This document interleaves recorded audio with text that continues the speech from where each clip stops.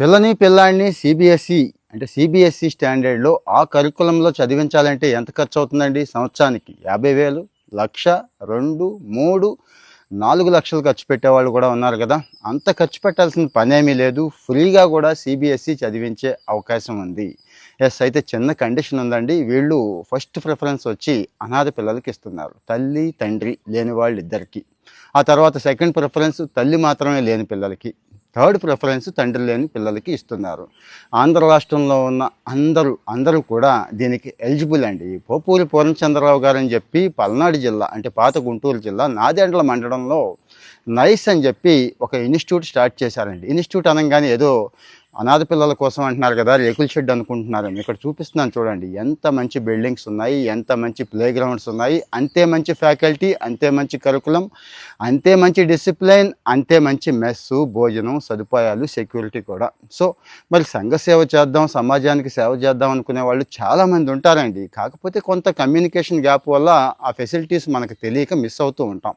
అది మిస్ అవ్వకూడదని చెప్పి మనం ఇలాంటివన్నీ కూడా షేర్ చేసుకుంటున్నాం. సో మరి ఎవరైనా మీకు తెలిసిన వాళ్ళు ఉంటే మనం డైరెక్ట్గా అప్లై చేసుకునే అవకాశం కొంతమందికి ఉండదు. అలా అని బాధపడిపోవాల్సిన అవసరం ఏమీ లేదు. చాలామంది పిల్లలు ఉన్నారు. కోవిడ్లో తల్లిదండ్రులు ఇద్దరిని పోగొట్టుకున్న వాళ్ళు, ఇంకా రకరకాల సందర్భాల్లో తల్లిని తండ్రిని పోగొట్టుకున్న పిల్లలు ఉన్నారు కదండి.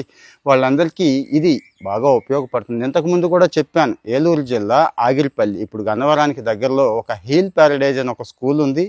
అక్కడ కూడా ఎన్ఆర్ఐస్ నడుపుతున్నారు. అక్కడ అవకాశం ఉందని చెప్పాను. అంటే గుంటూరు ప్రాంతం ఈ ఏరియా కావాలనుకునే వాళ్ళకి ఇక్కడ అవకాశం ఉంది. ఒకవేళ అక్కడ రాని వాళ్ళు ఇక్కడ కూడా ట్రై చేసుకోవచ్చు.